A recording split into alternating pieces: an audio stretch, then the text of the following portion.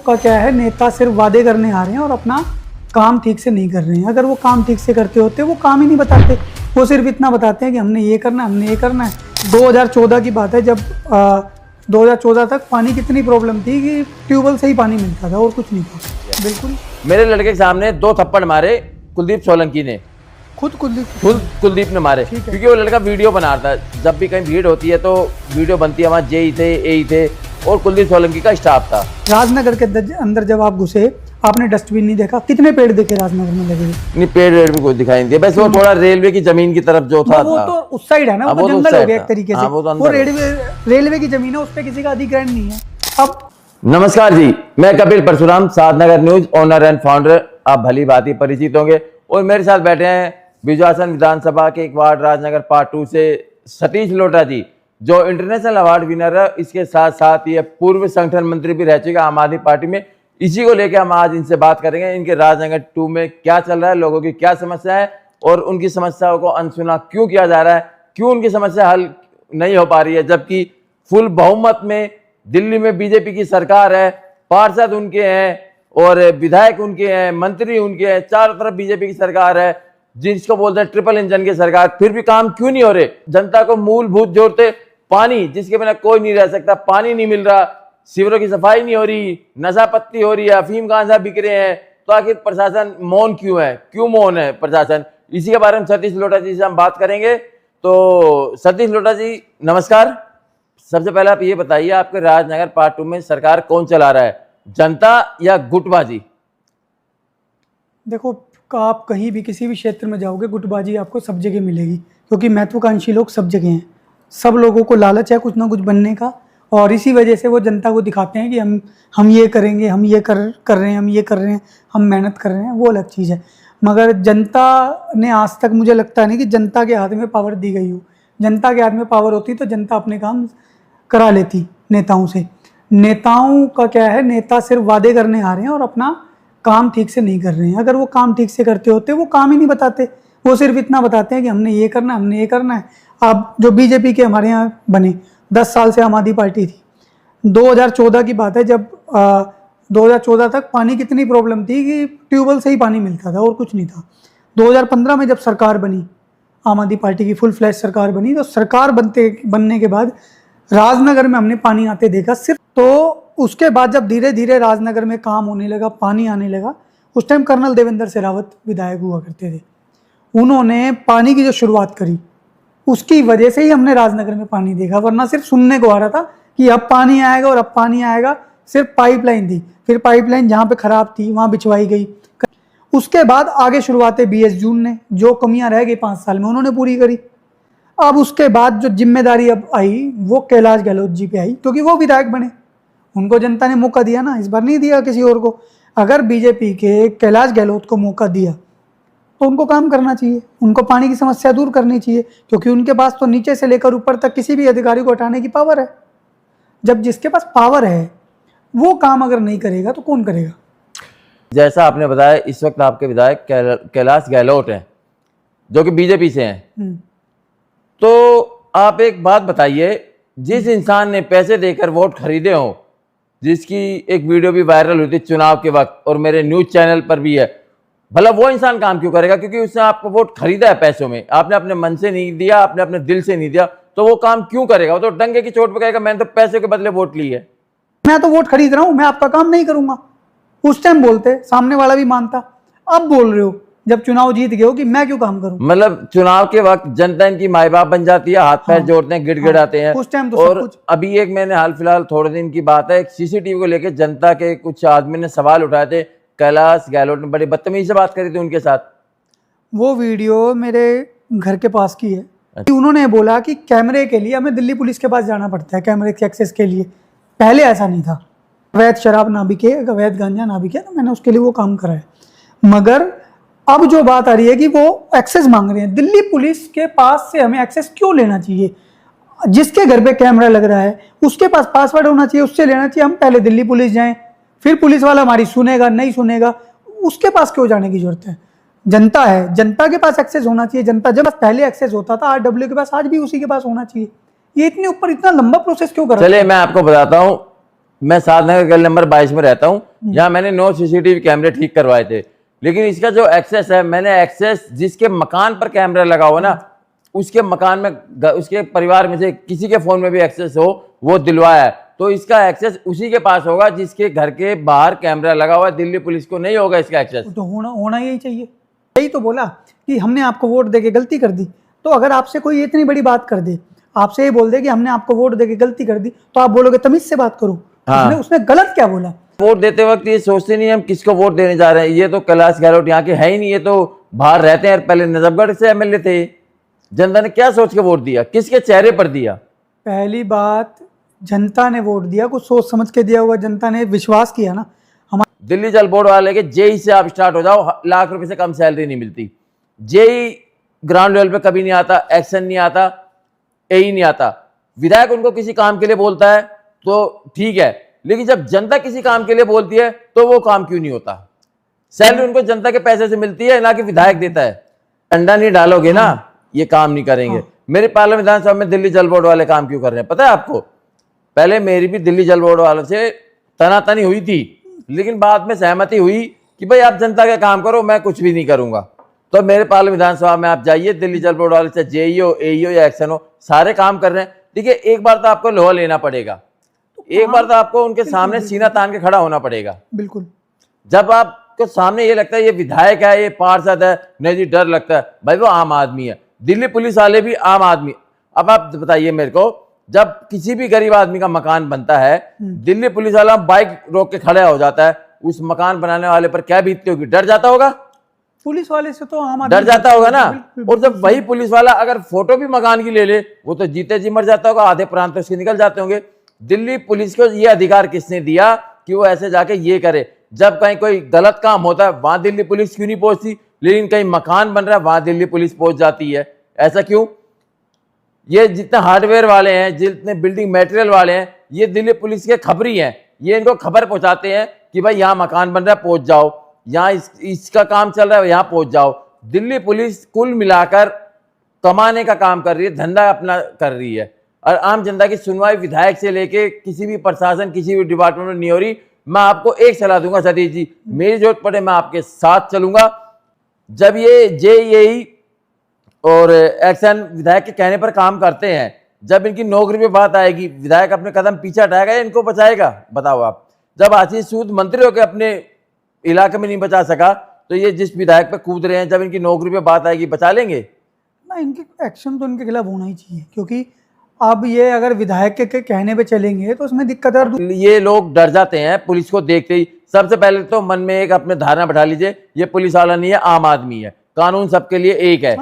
ठीक है ना? आप उसका ये मत देखिए, आप उसके स्टार मत देखिए, उसकी नेम प्लेट मत देखिए भाई क्या लिखा है। उसकी तो सरकारी नौकरी है, उसको तो ज्यादा डरना चाहिए। आप तुरंत कीजिए, एक फोन निकालिए, तुरंत वीडियो बनाए, हाँ जी आप यहाँ किस लिए आए हैं, तुरंत फोन ऑन कीजिए। आजकल बच्चे के पास फोन है, तुरंत फोन ऑन कीजिए, आप यहाँ किस लिए आए हैं, किस लिए खड़े मकान का, फोटो क्यों खींच रहे हैं, तुरंत। मैंने ऐसे कितने पुलिस वालों को भगाया है।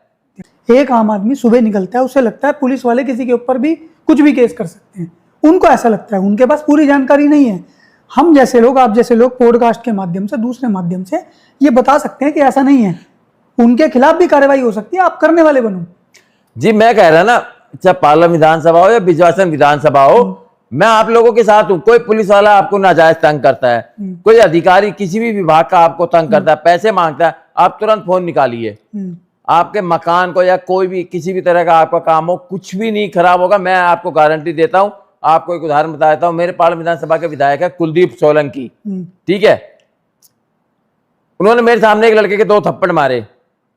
कुलदीप सोलंकी? हाँ, क्या विधायक को अलाउ है? ये कानून क्या इजाजत देता है इस चीज की? किसी को नहीं देता, पुलिस वाले तक को नहीं देता। ठीक है, विधायक बनने के बाद तो जिम्मेदारी और बढ़ जाती है। बिल्कुल। मेरे लड़के के सामने 2 थप्पड़ मारे कुलदीप सोलंकी ने, खुद कुलदीप ने मारे, क्योंकि वो लड़का वीडियो बना रहा था। जब भी कहीं भीड़ होती है तो वीडियो बनती है, वहां जेई थे, एई थे और कुलदीप सोलंकी का स्टाफ था।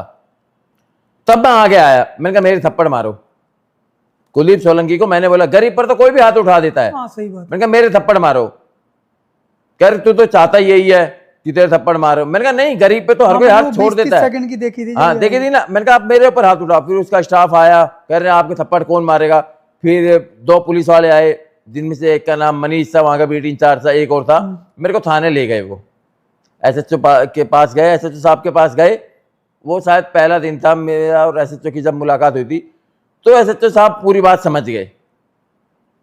समझ गए कि ये जो लड़का है ये जनता के लिए आवाज उठा रहा है, और जो विधायक ने किया है वो गलत किया है, थप्पड़ मारे हैं। मीडिया का राइट है कि वो कहीं भी जा सकता है, कोई भी मुद्दा उठा सकता है। ये विधायक कौन होता है बोलने वाला? एसएचओ साहब ने छोड़ दिया मेरे को। क्यों भाई? ये लड़का जनता के मुद्दे उठा रहा था, कोई वहां पर लाइन ऑर्डर नहीं बिगाड़ रहा था। अकेला था मैं, वहां विधायक की टीम थी, जेई थे, एई थे। अब ये बताए पालों के विधायक ने गलत किया या सही किया? विधायक किसी को मार सकता ही नहीं है, नहीं मार सकता, बिल्कुल नहीं। मार, हाथ उठाना छोड़, बदतमीज से बात करना भी गलत है। आपके बिजासन विधानसभा का एक और मेरे को केस याद आ गया, मेरे पास मेरे चैनल पे उसकी वीडियो भी है। वहां पर कुछ महिलाएं और आदमी गए थे, उनके साथ बिजासन विधानसभा में जो एमएलए का स्टाफ उसने बदतमीजी करी थी। कर्तव्यों को तो भूल ही गए नेता। जब कर्तव्यों को भूल ही जाओगे तो क्या रहेगा? मैं तो आपको इनवाइट करता हूँ, आइए राजनगर में बनाइए, नशे के खिलाफ वीडियो बनाइए। बहुत सारे नशा बिक रहा है, सारे एड्रेसेस सबको पता होते हैं कहाँ हैं। आप बनाइए, बिल्कुल आपको मिलेगी। और करिए ना काम, आप भी करिए, मैं भी जुड़ के करता हूँ, जरूरी है। भारत माता। और दूसरी बात एसएचओ साहब है, एसएचओ साहब को बोलिए इन चीजों को बंद कराने को। हाँ, इस बात की गारंटी देता हूँ, जिस दिन आपका फोन आएगा कि कपिल जी यहाँ आ जाइए, नशा बिक रहा है, मैं ऑन कैमरा आऊंगा वहां पर और सब वो करूंगा रिकॉर्ड, किसकी शरण में ये नशा यहाँ बिक रहा है। बिल्कुल। और इसके बाद आप ये बताइए कि ये जो आपके वार्ड के पार्षद हैं, कौन है? पूनम भारद्वाज जी है। राज में सिर्फ नालियां ही साफ नहीं होती, पेड़ पौधे भी एमसीडी के अंडर आते हैं। साफ सफाई, डस्टबिन, नालियों पे ढक्कन कौन लगाएगा? लगाने पड़ेंगे ना, क्योंकि हम जनता के सेवक हैं। देखिए जी, वो नशे के खिलाफ बोल रहे हैं, बहुत अच्छी बात है, हम साथ हैं। जो काम उन्होंने नहीं करे हैं उन कामों को करने के लिए आवाज उठानी तो पड़ेगी ना, क्योंकि उसकी भी थी, भूपेंद्र गुप्ता जी की भी थी, वो सब असफल रहे। 5 डस्टबिन नहीं है। आप बोलो सड़क पे कूड़ा मत फेंको, बिल्कुल एग्री, मगर सॉल्यूशन क्या है? सॉल्यूशन डस्टबिन है, लगाओ नहीं है। इसके लिए पार्षद को हर साल 1 करोड़ फंड मिलता है, 8-9 साल हो गए हैं। तो इसके लिए एक कूड़ेदान, साफ सफाई, डस्टबिन, इसके लिए 1 करोड़ फंड मिलता है। और ये होता है कि हर 100 मीटर की दूरी पर एक डस्टबिन होना चाहिए। आप हर गली के कोने पर डस्टबिन होना चाहिए। आप गए थे इंटरव्यू लेने, आपने पूछा उनसे कि भाई ऐसा हुआ? नहीं जी, ये मैंने पूछा नहीं, क्योंकि मैं अगली बार बात आपने छेड़ी है, मैं बता दूं, मेरे पार्षद का भी यही हाल है। सातनगर से वार्ड 138 से इंद्र कौर कृष्णिया है, लेकिन सरकार चला रहे हैं उनके पति सतपाल। 100 मीटर की दूरी पर डस्टबिन होना चाहिए, हर गली के कोने पर डस्टबिन होना चाहिए, हर गली के कॉर्नर पर उस गली का नाम होना चाहिए था। पार्किंग मुहैया कराई जाए। आपका इशारा समझ गया, आपको कहने का मतलब है पहले किसी को वार्निंग दी जाए, बताया जाए, अगर उसके बाद नहीं मानता तो एडवोकेट है, एडवोकेट वो 4-5 लोगों की अपनी टीम लेके चलता है। अच्छा। साथ में कैमरे लेके चलता है। कि मैं ये कर रहा हूँ। ये तानाशाही है भाई, बिल्कुल ये तानाशाही है। इसका चलान काटो, इसका चलान काटो, इसका चलान काटो, तानाशाही है। उसको अगर लड़ना है ना, अगर वाकई में उसको जनता के लिए लड़ना है तो पहले जनता के लिए पार्किंग की व्यवस्था कराए। याद आई मेरे को, उन्होंने एक रैली चलाई थी इंक्रोचमेंट के खिलाफ, कैलाशपुरी चौक तक, जो कि मेरा वार्ड लगता है। आप बताइए, अगर इंक्रोचमेंट के खिलाफ एक्शन लेना हो तो आप ग्राउंड लेवल पे जाके बात करेंगे पहले से, जिसने जमीन कब्जा रखी है, या आप रैली निकाल देंगे? चलो रैली निकाल दी आपने कैलाशपुरी तक, उसका कुछ हुआ नहीं हुआ, ये एक तरह से अपना नाम फैलाने के लिए था, लाइमलाइट में आने के लिए। इसकी जगह पर अगर यही रैली एमसीडी के ऑफिस में निकाली जाती तो एमसीडी वाले पे दबाव पड़ता नहीं पड़ता? एक्चुअली क्या है, जब कई अधिकारी लेके जाते हैं ना, सीधा तोड़ देते हैं। नोटिस 1 महीना पहले दे दिया, कुछ दे दिया। मेरे हिसाब से पहले सबके साथ बात करनी चाहिए कि आपने ये जगह घेर रखी है और ये 2 फुट है, आप इसको आधा फुट कर लो। अगर देखो आपके साथ मुझे प्रॉब्लम है तो मैं पहले आपसे बात करूंगा, सीधा आपके घर थोड़ा लेके पहुंच जाऊंगा। पहले तो बात होगी ना, तो बात ही नहीं हो रही।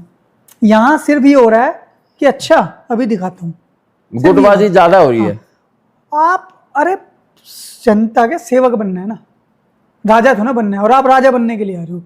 अगर आप पब्लिक में बैठ के पब्लिक को समझ के काम नहीं करोगे तो आप उनकी जो बद्दुआएं लोगे। तो ये तो पार्षद की जिसके चालान कटे ना रेलवे रोड के ऊपर, जिनकी गाड़ियां वैन, और मैंने देखा वीडियो में भाई साहब, उनके चालान, वो आदमी 15 से 20 हजार रुपये महीना कमाते हैं। 15 कमाते होंगे, 20 कमाते होंगे, खुद की गाड़ी होगी, और किराए पे चला रहे होंगे तो मालिक भुगतेगा। तो आजकल जिसके पास 1 गाड़ी है, 2 गाड़ी है, वो 15, 20, 25, 30 कमाता होगा।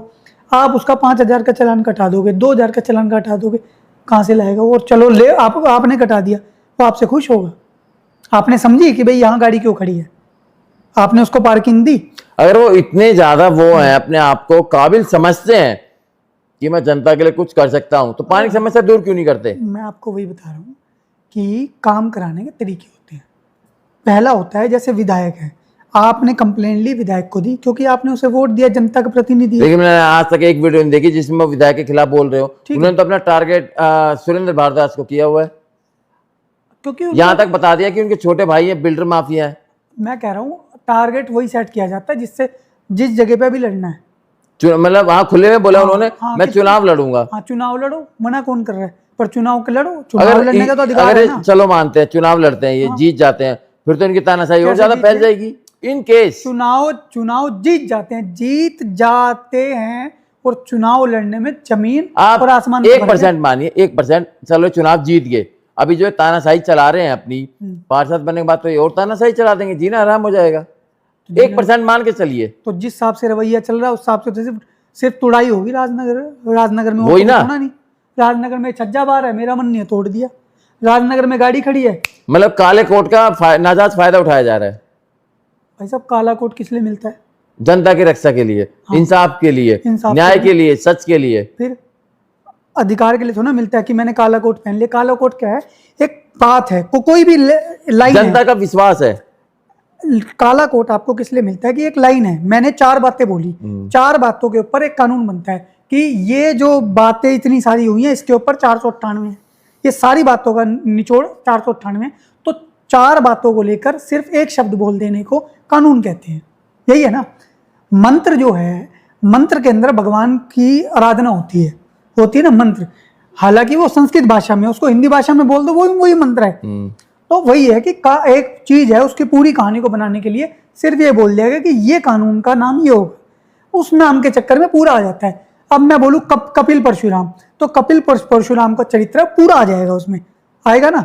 सिर्फ कपिल परशुराम से, तो कपिल परशुराम वो एक्ट है, और कपिल परशुराम के पीछे, एक्ट के पीछे जितना विस्तार है वो कपिल परशुराम है, जो उसका चरित्र है, जो उसकी भाषा है, बात करने का तरीका है, उसके कर्म है।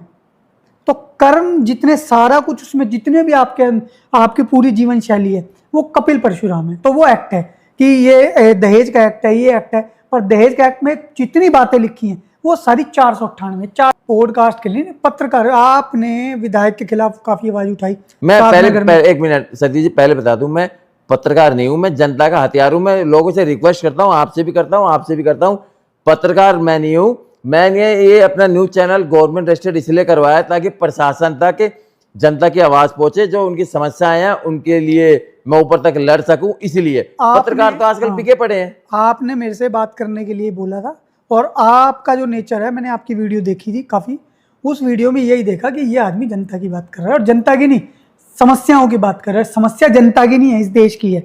हम देश है, आप देश हो, ये सारे देश। अगर हम अपनी विधानसभा संभाल लेंगे, देश सुधर जाएगा। चलो अब एक बिजवासन विधानसभा के बारे में बात करते हैं। आपके बिजवासन विधानसभा में एमसीडी या डीडी कोई लैंड है जो कब्जा रखी हो?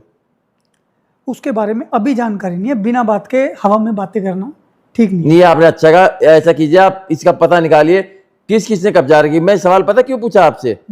जब से ये दिल्ली में रेखा गुप्ता की सरकार आई है, लोगों ने विश्वास करके वोट दिया था, 27 साल बाद आई है। मेरे को तो लगता है अगले 27 साल नहीं आएगी। कारण मैं बता देता हूँ। जब से सरकार सत्ता में आई है, 2 चीजें फेमस है। एक तो पूरी दिल्ली में आग लग रही है, पता नहीं इतनी आग कैसे फैल रही है, राम चौक में भी 9 लोग मरे। दूसरा, हर जगह पीला पंजा चल रहा है।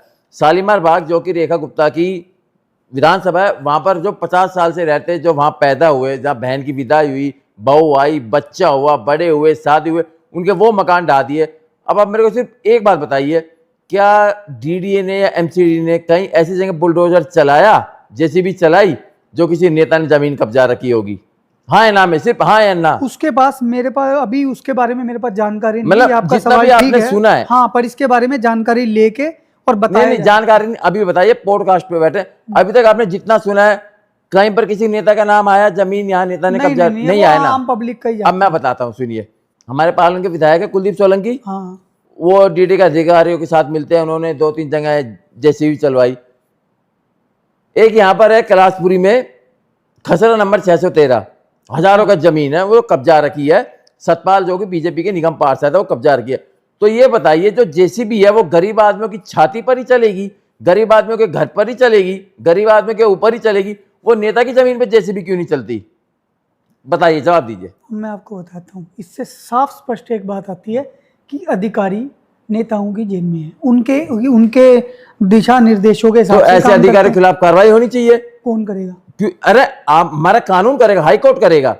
एक मैं आपको इसका वो बताते हैं सोल्यूशन।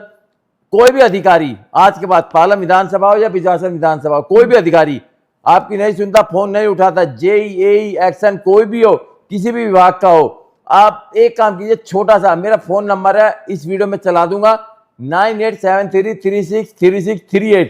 आपकी तरफ से पीआईएल मैं डालूंगा, उस अधिकारी को हाई कोर्ट खड़ा करूंगा। और दूसरी बात, कोई दिक्कत हो, भाई का नंबर नहीं याद हो रहा हो, मेरे से बात कर लेना, मैं भाई से मिलवा सतीश जी दूंगा बता देंगे। और भाई को ले आऊंगा, जहां लाऊंगा वहां पे कार्रवाई होगी। जहां आपको गलत लगे, जहां आपको लगे जनता के काम नहीं हो रहे, आपके काम नहीं हो रहे, जो जो आपका अधिकार है, जनता का अधिकार है, जनता के कर्तव्य कम है, अधिकार ज्यादा है। नेताओं के कर्तव्य ज्यादा है, अधिकार नहीं है। नेताओं के पास कोई अधिकार नहीं है, उनके पास सिर्फ कर्तव्य है। वो जब कर्तव्यों के पालन करेंगे और जनता के जो अधिकार है वो उनको देने पड़ेंगे। तो जब भी कहीं ऐसी अगर आपको लगता है कोई प्रॉब्लम है तो आप मुझे बता दीजिए, मेरे थ्रू पहुंच जाइए। मेरा नंबर आपको सब जगह मिल जाएगा। मैं डीडीए पार्क का रहने वाला हूँ, किसी से मेरा घर पूछ लीजिए, सब आपको बता देंगे। ठीक है, वहाँ चले जाइए, वहाँ पे आप किसी से पूछ लीजिए, मेरा नंबर आपको मिल जाएगा। मेरे को डीएम कर दीजिए, सतीश लोटा जो मेरा फेसबुक आईडी है उस पर कर दीजिए, कहीं भी कर दीजिए, आपको ठीक है जी, ऐसा करते हैं, जो भी विशासन विधानसभा से है, XYZ राजनगर पार्ट 2 से, कहीं से भी, वो सतीश लोटा जी का फोन नंबर भी चला देंगे, उनकी फेसबुक आईडी का नाम भी लगा देंगे इस वीडियो, इस पॉडकास्ट में। आप इनसे संपर्क कर सकते हैं, इनके थ्रू मेरे से संपर्क कर सकते हैं। मैं आपकी आवाज उठाऊंगा नहीं, काम करवा के दूंगा, सारा डंके की चोट पे काम करवाऊंगा। इनका बाप भी काम करेगा, नाचेंगे ये नानी की तरह, नचा दूंगा इनको। वो देखेंगे फिर की बचपन में लट्टू चलाए होंगे, इनका लट्टू बना दूंगा मैं। बहुतों का लट्टू बनाया मैंने, कसम से बहुतों का लट्टू बनाया। मेरे पालम में बिल्कुल मस्त काम चल रहा है, जहां काम नहीं हो रहा वहां काम चल रहा है। टेंडर लगा देता हूं, जो अधिकारी काम नहीं करता उसके मैं चूड़ी कस देता हूं। चूड़ी कसने में माहिर हूं भाई मैं। पालम विधानसभा में सही काम चल रहा है, चाहो तो पालम विधानसभा में पूछ लो। बिल्कुल काम कराने का जो पैशन है ना, तो यही चीजें चाहिए होती हैं। इसलिए आपसे जब मेरी बात हुई तो आपने बोला कि एक इंटरव्यू, मैंने कहा बिल्कुल कर लेते हैं। इसी वजह से आपका जो नेचर है ना, ये जो काम करने का जो देशभक्ति है ना, ये देशभक्ति है, यही चाहिए आगे। आगे अगर देश को सुधारना है, हमारे भारत माँ को सुधारना है, तो ये करना पड़ेगा हमें। जनता से पहले बाकी चीजें जनता को देनी पड़ेगी। अगर हमें उनको कूड़ा फेंकने को बोलना है तो उससे पहले उनको डस्टबिन भी देना पड़ेगा। ये कर्तव्य है, अरे लोटा और ये जी, सब हमें करना है। हमारे तो जो पार्षद का घर है उसके पीछे कूड़ा घर है, पार्षद डेली निकलते हैं, कुछ करते नहीं। उनको हाँ ये जरूर पता है कहाँ बिल्डिंग बन रही है, कहाँ पर लैंड पर पैसा लेना है, बस ये जरूर पता है। लेकिन ये नहीं पता कि कूड़ा कहाँ पर है और कहाँ से कूड़ा उठवाना है। जनता की समस्या की तरफ कोई ध्यान नहीं, बस बिल्डिंगों की तरफ ध्यान है। ऐसे हमारे पार्षद हैं। ना बिल्कुल, अब आपको बुलाऊंगा राजनगर को, बहुत सारी चीजें आपको राजनगर की हम आपके लिए बैठे हैं, आप कभी भी बुलाइए। बिजासन विधानसभा लोटा जी के सपूत है, लोटा जी से आप संपर्क कीजिए, लोटा जी मुझको बताएंगे। और इसके अलावा बिजासन विधानसभा के लिए लोटा सतीश लोटा जी, और पालम के लिए तो मैं खड़ा ही हूँ दिन रात। इसके अलावा दिल्ली में जितनी भी विधानसभा है, आपको जहां पर सबसे बड़ी गंभीर समस्या लोग जिससे परेशान है सुबह शाम, वो है इंक्रोचमेंट। अपनी पार्लियामेंट विधानसभा में स्पेशली शादनगर वार्ड 138 के लिए इंक्रोचमेंट के लिए मैं लगा हुआ हूं। तो इंक्रोचमेंट की कोई समस्या हो, कोई भी आपकी बात सुनता ना हो, कोई पुलिस वाला परेशान करता हो, कोई रिश्वत लेता हो, दिल्ली विधानसभा में कहीं पर भी आप मुझसे मिल सकते हैं। आप मुझे बुलाइए, आपको अगर पॉडकास्ट करना है पॉडकास्ट कीजिए। जितनी आपकी समस्या है सारी हम पब्लिक करेंगे, सार्वजनिक करेंगे, और जो आपको परेशान कर रहा है उसको हम एक्सपोज करेंगे। तो सतीश लोटा जी, मैंने आपको इंटरव्यू के लिए बुलाया क्योंकि मैंने भी देखा था कि मेरे को ऐसे जवान लड़का चाहिए, पढ़ा लिखा। आप वैसे पढ़े कहाँ से हैं? मैं बिल्डिंग वाले स्कूल से। अच्छा, और आगे की पढ़ाई? मैंने 12th वहीं से करी है। 12th के बाद मेरे पेरेंट्स गुजर गए थे, तो फिर मैं अच्छा। और मतलब आपको इतनी नॉलेज कैसे है इतने सिस्टम के बारे में और ऊपर तक पहुंच जाने के बारे में, लड़ाई करना वो भी कानूनी लीगल तरीके से? देखो, मैं ना एक थोड़ा सा पढ़ता रहता हूँ, पढ़ने की कोई उम्र नहीं होती। बिल्कुल। और अब तो गूगल है, हर चीज है, जानकारी आपके फोन में अवेलेबल हो जाती है। उसके लिए आपको मतलब जो आज भटकना नहीं पड़ता। हमारी जेन जी है, जनरेशन है, आप रील स्क्रॉल करने के बजाय इंफॉर्मेटिव वो चीजें देखते हैं। मैं बहुत रील देखता हूँ, मैं रील्स देखता हूँ, पर ये इन्फॉर्मेशन इंफॉर्मेटिव वो देखता हूँ, फिर उसके बारे में वैसे गूगल पे सर्च करता हूँ। जितना पढ़ा जा सकता है पढ़ लो यार, जितनी जानकारी मिलेगी किसी ना किसी के काम ही आएगी ना। जानकारी मेरे अंदर रखे तो काम आएगी नहीं, उस जानकारी का यूज करेंगे। तो मैं आपको एक अब काम ये कौवे की रील है, आपने शायद देखी हो। 2 कौवे फंस रखे थे बर्तल में, जो वो बना है ना एक्सप्रेस वे, अच्छा, उसके ऊपर उल्टे लटके थे। हम 5 बजे गए, मैंने कहा वैसे लटके होंगे, तो उनका पैर फंसा हुआ था, हमें लगा वैसे आपस में लटके होंगे और फंस गए, निकल जाएंगे। रात को 10 बजे हम वापसी आए तो वो देखा हमने अभी भी, मैंने कहा भाई ये तो सीरियस बात है, मतलब ये बिल्कुल फंस चुके हैं, तो हमारे पास जानकारी नहीं है। अब क्या हुआ, हमने उसी टाइम फ़ोन मिलाया। फ़ोन मिलाने के बाद वहाँ पे फायर ब्रिगेड आई, तो उसने देखा है तो बहुत ऊपर है, क्योंकि एक नॉर्मल 35 से 40 फुट के आसपास होती है, एक उसकी जो रेंज होती है ना 35-40 फुट की होती है एक नॉर्मल क्रेन की। फिर दूसरी आई क्रेन लंबी वाली, वो फिर वहाँ तक पहुँची, वहाँ से उनका पैर निकाला, उसमें फंसा हुआ था किसी पाइप के उसमें, वहाँ से निकाला और पहुँची। क्यों करा? क्योंकि जानकारी थी कि 112 पे कॉल करो। तो वही मैं बताना चाहता हूँ कि अगर कोई भी दिक्कत है, आपके यहाँ कहीं सांप पकड़ा जाए, आपके यहाँ कोई मर जाए, कोई भी जानवर मर जाए, कोई मर जाए, कहीं खंबा गिर जाए रेड लाइट के ऊपर, मैंने इन सबकी कंप्लेंट जाए, द्वारका में कहीं जाम लग जाए, कहीं भी पूरे देश में जाम लग जाए, पूरे देश की बात कर रहा हूँ, आप 112 मिलाइए, 112 पे इंफॉर्मेशन दीजिए और डरिए मत। वो पुलिस का नंबर नहीं है, वो हेल्पलाइन का नंबर समझ के फ़ोन कीजिए और उससे आपको हेल्प भी मिलेगी। और मैं ऐसे कम से कम साल में मेरी 70-80 कॉल एवरेज बताता हूँ, अंदाज़ा हो जाती होंगी। जब मैं पुलिस को बोल देता हूँ कि यहाँ जाम लग रहा है, यहाँ खंबा गिर रखा है द्वारका सेक्टर 6 में, इस वजह से यहाँ जाम लग रहा है, यहाँ पे पेड़ गिर गया है, यहाँ पे सांप मिल गया है, कई बार मैंने सांप भी पकड़े हैं, पकड़ के उनको दिए हैं। तो जहाँ जहाँ हम जो कर सकते हैं वो कर रहे हैं। जहाँ हमारे हाथ से लगता है कि नहीं हो पाएगा, तो एक्सपर्ट्स को, पुलिस को कॉल करके एक्सपर्ट्स को बुला के वो काम करते हैं। बहुत अच्छी बात है ये तो। और आप मेरे पॉडकास्ट में और कभी भी मैं कोशिश करता हूँ वीडियो ना बनाऊं, जो काम करता हूँ ना, कोशिश मेरी रहती है 10 में से। मैंने इसीलिए आपको बुलाया है, इसके लिए आपको धन्यवाद। आप मेरी पॉडकास्ट में। और जाते जाते मैं एक बात और कहना चाहता हूँ, 2027 में निगम पार्षद के चुनाव है। आप सबसे पहले ना ये पार्टीबाजी में से निकलिए। जी हाँ, सबसे पहले पार्टीबाजी में से निकलिए आप। पार्षद जो एक छोटे क्षेत्र का होता है, जिसपे साफ सफाई का ध्यान, जिसके ऊपर साफ सफाई की जिम्मेदारी होती है। लेकिन अगर आप किसी ऐसे पढ़े लिखे को या किसी ऐसे को जो ग्राउंड लेवल पे जुड़ा हुआ हो, जो जनता के बीच जाता हो, उनकी समस्या हल करवाता हो, उनके लिए लड़ता हो, किसी ऐसे को चुनेंगे वो बेटर रहेगा आपके लिए। वरना 5 साल आपको बिजवासन और पाल विधानसभा दोनों सगे भाई हैं, दोनों विधानसभा के एमएलए से दोनों विधानसभा वाले परेशान हैं। ठीक है, कहीं ऐसा ना हो पार्षद भी इस बार आप कोई ऐसा चुन ले कि 5 साल और परेशान होना पड़े। इसे आप सबसे रिक्वेस्ट है पार्लियामेंट विधानसभा और बिजासन विधानसभा दोनों के नागरिकों से कि 2027 में निगम पार्षद ऐसा चुने जो पढ़ा लिखा हो, जो नॉलेजेबल हो और साथ ही साथ हवाबाजी करने वाला ना हो, ग्राउंड लेवल पे जाने वाला हो। और मैं अपने पार्लियामेंट वालों को बोल दूं, भाई मैं कैसा भी लगूं आप लोगों को, हाँ मेरा तरीका थोड़ा दबंग है, लड़ने टाइप का है, क्योंकि मैं हूं ही ऐसा। और दूसरा भाई, जब तक मैं ऐसा नहीं करूंगा ना, कोई काम नहीं करेगा। आजकल सारे न्यूज़ चैनल बिके पड़े हैं, पार्लियामेंट विधानसभा के जो न्यूज़ चैनल है सबको पता है, सब बिके पड़े हैं। अगर मैं ऐसे नहीं करूंगा तो ये सिस्टम नहीं चलेगा, सिस्टम नहीं चलेगा तो काम नहीं होगा। मेरा जो अल्टीमेट वो होता है कि मुझे लास्ट में जो आउटपुट मिलता है, जनता की समस्या का समाधान होना चाहिए, चाहे मैं अपनी वीडियो में कैसे भी बोलूँ। तो इसी के साथ उसमें क्या है, मैं अब एक बात और जोड़ देता हूँ। अभी हमारे यहाँ राजनगर में भूपेंद्र गुप्ता जी रहे, अच्छा, पीएचडी कर रखी है उन्होंने। हाँ, ट्यूशन भी पढ़ाते थे, ट्यूशन पढ़ाते, गुप्ता कोचिंग सेंटर के नाम से राजनगर पार्ट 1 में उनका इंस्टीट्यूट है। बहुत बच्चों को पढ़ाया, पढ़े लिखे हैं।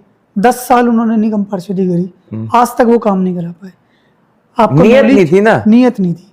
नियत होना जरूरी है और नॉलेज होना जरूरी है। अब मेरी है, मैं 12th पास हूँ, नहीं पढ़ पाया, आगे मजबूरियां रही, पेरेंट्स नहीं थे, कमाना पड़ा, मगर नॉलेज रखी।